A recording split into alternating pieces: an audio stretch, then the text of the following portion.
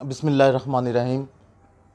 आज हम Faisalabad drug rehabilitation centre में मौजूद हैं, जो 2013 से डिफरेंट ड्रग एडिक्ट्स जो पेशेंट्स है उसकी ट्रीटमेंट कर रहा है। और आज जो हमारा मौजू ज़ेर बहस है वो ये है कि नशा एक आदत है कि बीमारी है। उसके बारे में हमारे साथ हमारे senior owner of institute, administrator and senior counsellor Malik Nazir साहब मौजूद हैं।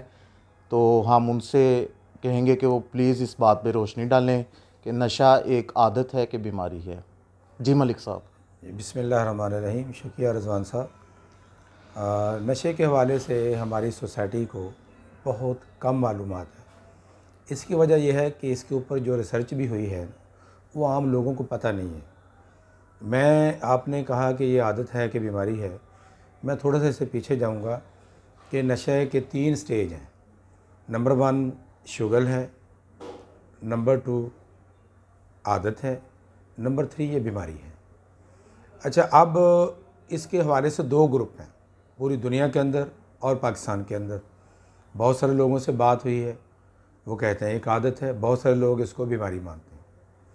अच्छा, मैं आपको ज़रा कुछ बातें बताता हूँ, फिर हम खुद ही आप फैसला करेंगे कि ये आदत है कि बीमारी है। जो शुगर होता है ना, वो कभी कभी होता है। आपने देखा कि मंगनियों के अंदर, शादी के अंदर या कोई फंक्शन घर के अंदर है तो कुछ नौजवान एक साइड के ऊपर एक कोने में अल्कोहल का इस्तेमाल कर लेते हैं, कभी कभी हफ्ते में, हफ्ते के बाद। और अभी ये 14 अगस्त के ऊपर मैंने एक मरतबा देखा कि मैं जा रहा था तो बहुत सारे लोग जो है सर उतारा हुआ था और वो अल्कोहल इस्तेमाल की हुई थी और वो सड़कों के ऊपर घूम रहे थे। ये महज वो एक शुगर था और वो ठीक दिन हो के गया। हवाले से होता है। ठीक। अच्छा, जब ये शुगर थोड़ा सा आगे बढ़ता है, पेशेंट बनने से पहले शुगर में जब वो डेली नशा शुरू कर देता है तो वो डेली उसकी एक आदत बन जाती है। और आप ज़रा देखेंगे कि वो सिर्फ शाम को नशा करता है। ठीक हो। अपनी फैक्ट्री से आके, अपनी जॉब से वापस आके, या जो भी वो काम करता है, दुकानदार है, रेडी चलाता है, ड्राइवर है, या वो सरकारी जॉब पे है या फिर प्राइवेट, वो आके शाम को वो अपनी इस आदत को पूरा करता है। और इसमें आपको सरकारी मुलाजमीन भी देख सकते हैं, और वो ज़्यादा अडिक्ट होते हैं अल्कोहल के या कैनाबिन के यानी चर्स के।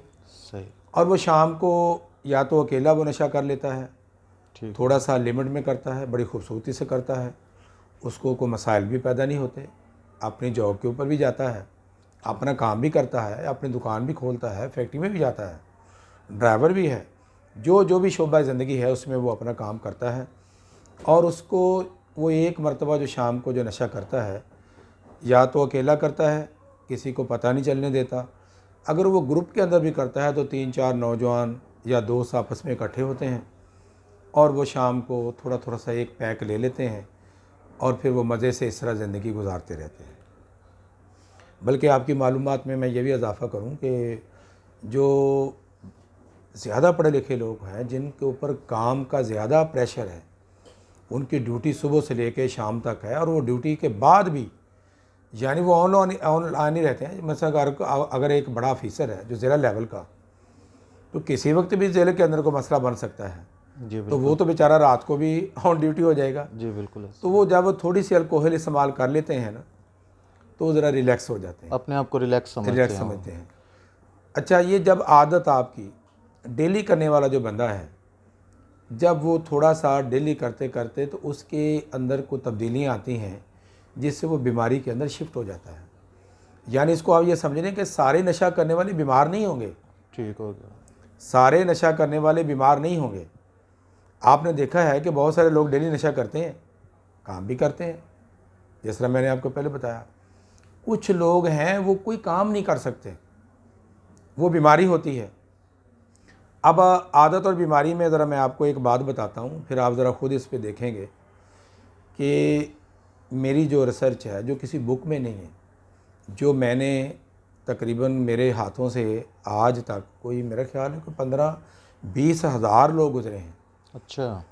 तो एक मरतबा मुझे एक बंदे ने कहा, मैं अंदर सेशन ले रहा था प्रोग्राम के अंदर, जो हमारा डेली प्रोग्राम होता है, उमर साहब, आप ये बातें कर रहे हैं, बेबसी की आपने बात की है। हम इतने बेबस होते हैं कि हमारे घर के अंदर जनाजा पड़ा होता है अच्छा। और जनाजा पढ़ने से पहले हम नशा करेंगे, फिर जनाजा पढ़ने के जाएंगे। यानी ये वाली आपकी बात हम उन लोगों के लिए कोट कर सकते हैं जो कहते हैं कि जिस जस्ट एक आदत है, बीमारी नहीं है, हम सर, इसको खुद को रिजवान साहब खुद। ज़रा आगे देखें कि जनाजा आम नहीं है। बिल्कुल जी, ये बहुत बड़ी बात है पेशेंट की माँ का जनाजा पड़ा है, जी, और वो नशा कर रहा है। वो नशा ढूंढने लग जाता है। ठीक क्या है। आदत में बंदा इतना गिर सकता है? बिल्कुल भी चलें नहीं। आगे चलें।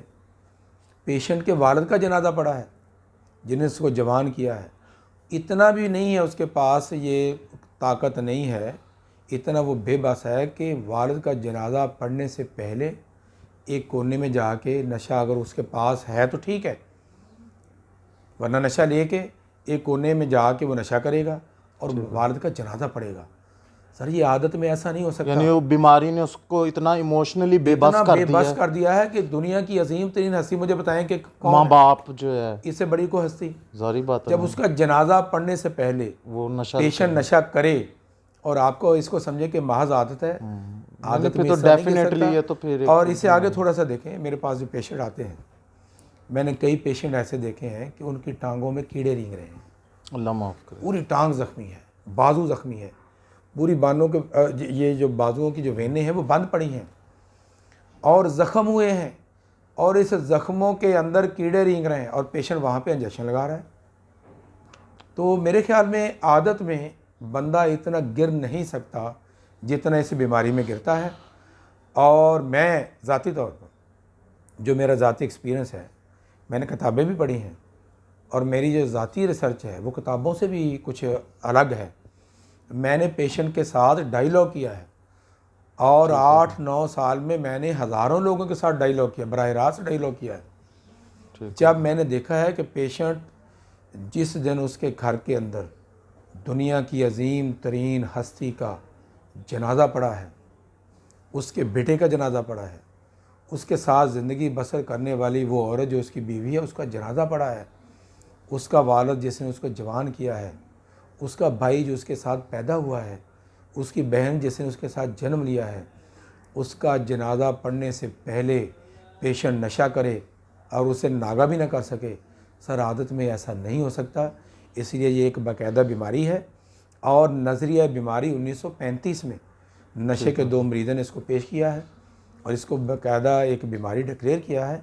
हाँ, ये आप कह सकते हैं कि ये एक साइकोलॉजी बीमारी है और इसके साथ ये मेडिकल भी बीमारी है। ठीक हो गया। और इंशाल्लाह ये मेरे दूसरे प्रोग्राम में बताऊंगा कि ये बीमारी का आगाज़ किस तरह होता है, ये बीमारी के जो नुकसानात क्या हैं, इंशाल्लाह करेंगे।